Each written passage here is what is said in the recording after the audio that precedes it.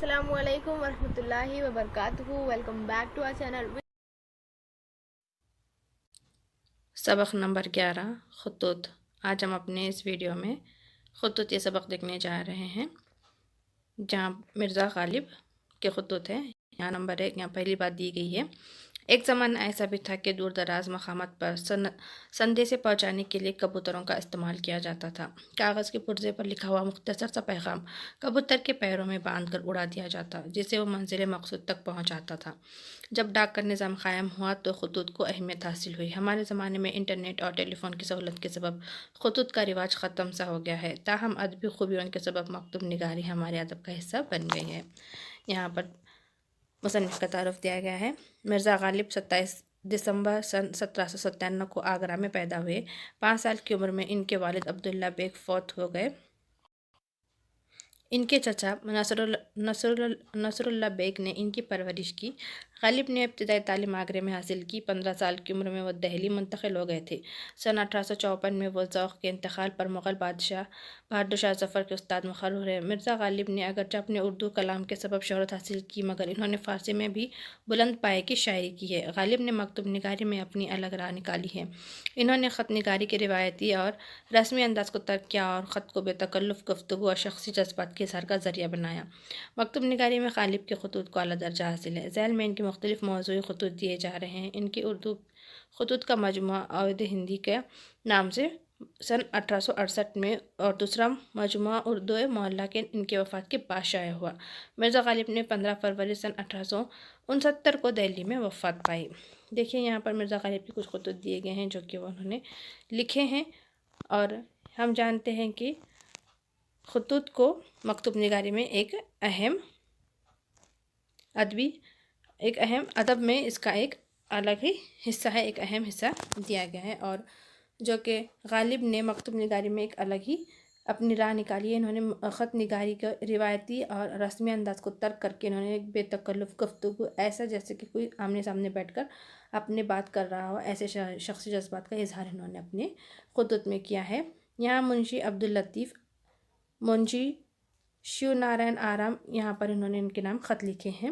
منشی عبداللطیف غالب کے عزیز دوست منشی نبی بخش حقیر کے بیٹے تھے.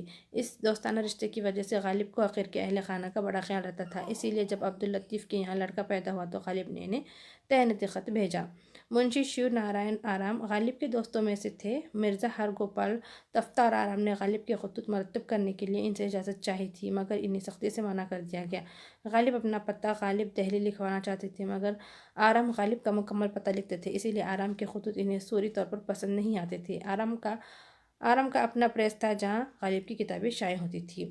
دیکھیں یہاں پر انہوں نے پہلا خط لکھا ہے بنام منشی عبداللطیف. برخوردار نور چشم عبداللطیف بدعائے دوام دولت و طویل عمر. معلوم کرے کہ بھائی صاحب کے کہنے سے معلوم ہوا کہ تمہارے ہاں بیٹا پیدا ہوا. بہت مجھ کو خوشی ہوئی. اللہ تم کو مبارک کرے اور تم کو تمہارے باپ کے سائے عطوفت اور اس کو تمہارے ذل رافت میں سلامت رکھے. اس کی اولاد تم کو دکھلاوے. تم جو نام رکھو اس سے مجھ کو اطلاع دینا. میں چاہتا ہوں کہ کوئی ایسا نام ملے جس کے اعداد سے سال ولادت ظاہر ہو. والدہ مرسلہ دوشنبہ 10 مارچ سن 1851 از اسد اللہ. یہاں پر انہوں نے پہلا خط جو کہ منشی عبداللطیف کے نام لکھا ہے جہاں انہوں نے ان کے یہاں بیٹا پیدا ہونے کے بارے میں مبارکباد دیتے ہوئے کہا ہے کہ اللہ تمہیں مبارک کرے اور تم کو تمہارے باپ کے سائے میں اور اسے تمہارے ذل رفعت میں سلامت رکھے اور وہ نام جو بھی رکھے اس کی مجھے اطلاع دینا اور ایسا نام رکھے جس سے کہ ولادت جس سال میں پیدائش ہوئی ہے اس سال کے اعداد معلوم ہو. یہاں پر انہوں نے یہ جو خط لکھا گیا ہے دوشنبہ 10 مارچ سن 1851. دوشنبہ یعنی پیر کا دن ہوتا ہے. اب اگلا جو یہاں پر ایک تجارتی خط دیا گیا ہے بنام منشی شیو نارائن آرام. شفیق میرے مکرم میرے منشی شیو نارائن صاحب، میں نہیں چاہتا کہ 2 جز یا 4 جز کی کتاب ہو، 6 جز سے کم نہ ہو، مستر 10 11 70 کا ہو مگر حاشیہ 3 طرف بڑا رہے، شیرازے کی طرف کا کم ہو. اس کے سوا یہ کہ کاپی کی تصحیح ہو، غلط نامے کی حاجت نہ پڑے. آپ خود متوجہ رہیے گا اور منشی نبی بخش صاحب کو اگر کہیے گا کہ کہیے گا تو وہ بھی آپ کے شریک رہیں گے، اور مرزا تفتہ تو مالک ہی ہیں۔ کاغذ شیورام پوری ہو مگر سفید اور مہرہ کیا ہوا اور لعابدار ہو۔ پھر یہ کہ حاشیے پر جو لغات کے معنی لکھے جائیں تو اس کی طرز تحریر اور تقسیم دل پسند اور نظر فریب ہو۔ حاشیے کی قلم بنسبت متن کے قلم کے خفی ہو۔ مرزا تفتہ کو 5 جلدوں کا لکھا تھا، لیکن آپ 6 جلد اختیار کیجیے۔ ان 6 جلدوں کی جو لاگت پڑے میں بمجرد طلب کے فوراً ہنڈی بھیج دوں گا۔ سہ شنبہ 31 اگست سن 1858 راکھم اسد اللہ۔ یہ جو خط انہوں نے لکھا ہے منشی شیو نارائن آرام، جو کہ غالب کے دوستوں میں سے تھے، انہوں نے یہاں پر ایک 2 جز یا 4 جز کی کتاب بتائی ہے، جس میں انہوں نے کہا ہے کہ 6 جز سے کم نہ ہو، یعنی کہ حصے، جز یعنی کہ حصے، اور صفحے مستر حصہ، اور جو کہ سطریں ہوں۔ اور انہوں نے یہاں پر کاغذ، چھپائی اور کتاب کی سلائی، اس کے بارے میں یہاں پر انہوں نے بہت ہی باریک بینی سے بتایا ہے۔ انہوں نے کہا ہے کہ جو کہ کاغذ ہو وہ کیسا بنا ہو، جو کہ کاغذ جس پر کتاب چھپائی جا رہی ہے وہ اچھا ہو، اور اس کے علاوہ کتاب کی سلائی کا حصہ کسے کہتے ہیں، شیرازہ، شیرازے کی طرف کا کم ہو، یعنی کہ کتاب کی سلائی کا وہ حصہ۔ اس کے سوا یہ کاپی کی تصحیح ہو اور غلط نامے جس میں غلطی بھی نہ ہو، اور آپ خود متوجہ رہیں، اور اسی کے ساتھ منشی بخش صاحب کو بھی کہیے گا اگر وہ آپ کے ساتھ شریک رہیں گے۔ اور یہاں پر انہوں نے بتایا کہ کاغذ شیورام پوری ہو مگر سفید اور مہرہ کیا ہوا ہو، چھپایا ہوا ہو، اور سفید ہو، مہرہ کیا ہو اور لعابدار ہو، یعنی کہ چکنا ہو۔ پھر یہ کہ حاشیے کی طرف جو لغات کے معنی لکھے جاتے ہیں اس کی طرز تحریر اچھی ہو اور مجرد طلب کیے، یعنی کہ مانگے جانے پر، اور ہنڈی بھجوا دوں گا، جو آخر میں یہاں پر بتایا گیا ہے کہ میں فوراً یہ ان سب چیزوں کے ساتھ ساتھ جو بھی پیسے لگیں گے، جو لاگت لگے گی، اس کے ساتھ میں ہنڈی بھیج دوں گا، یعنی کہ چیک بک بھیج دوں گا۔ سہ شنبہ یعنی یہاں پر منگل کا دن ہوتا ہے، 2 شنبہ پیر، سہ شنبہ منگل۔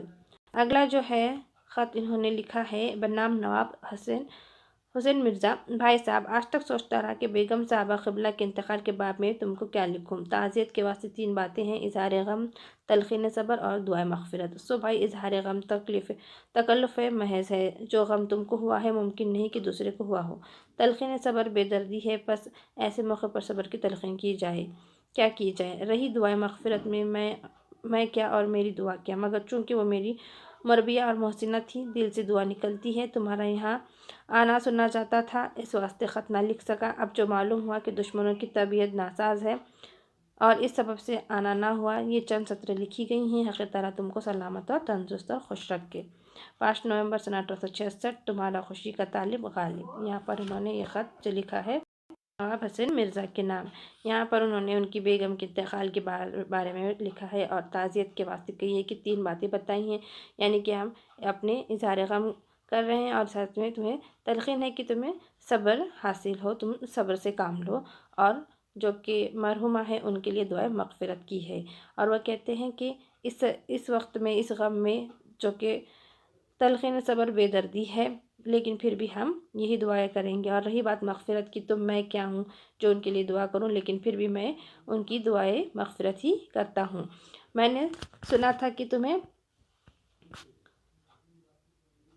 تم سے ملنا ہوگا، تمہارا یہاں آنا سنا جاتا تھا، اسی لیے اس واسطے انہوں نے خط نہیں لکھا تھا، لیکن اب معلوم ہوا کہ طبیعت ناساز ہے، یعنی دشمنوں کی طبیعت ناساز ہونا نہیں مراد جس سے بات کی جا رہی ہو اس کی طبیعت کا خراب ہونا، اس سبب سے انہوں نے یہاں پر خط لکھا ہے، اور یہاں پر انہوں نے ان کی بیگم کے انتقال کے بارے میں تعزیت کے واسطے باتیں کہی ہیں، اور حق تعالیٰ تم کو سلامت اور تندرست رکھے اور خوش رکھے، تمہارے خوشی کا طالب غالب۔ یہاں پر معنی و اشارات دیے گئے ہیں: دوام دولت، ہمیشہ مالدار رہنا، طویل عمر، دراز لمبی عمر۔ معلوم کریں، مراد آپ کو معلوم ہوا ہو کہ یہ خط میں تخاطب کا ایک فقرہ ہے: عطوفت، شفقت، محبت، عزل، سایہ، رافت، مہربانی۔ جز حصہ 16 صفحے۔ مستر یعنی سطریں بنا ہوا کاغذ جس پر کاتب چھپائی سے قبل لکھتے ہیں۔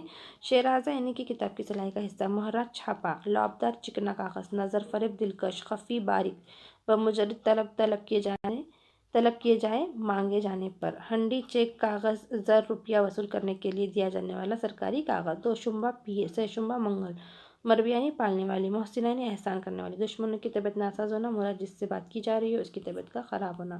تو آج ہم نے یہاں پر سبق نمبر 11 دیکھا ہے، اور ہم اپنے اگلے ویڈیو میں سبق کا سالو جواب دیکھیں گے۔ ہمارے چینل کو سبسکرائب کریں، ویڈیو کو شیئر اور لائک کریں۔